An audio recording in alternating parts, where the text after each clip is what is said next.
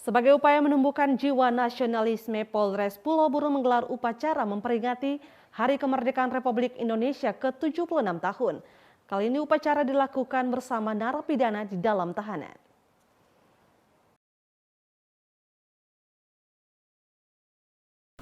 Tidak biasanya para narapidana mengikuti upacara pengibaran bendera dalam momen Hari Ulang Tahun Republik Indonesia.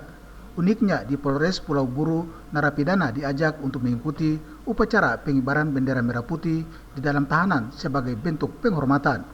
Kapolres Pulau Buru AKBP Egya Febri Kusuma Atmaja mengatakan upacara perayaan Hari Ulang Tahun Republik Indonesia ke-76 ini merupakan upaya Polres dalam menumbuhkan dan membangkitkan jiwa nasionalisme narapidana.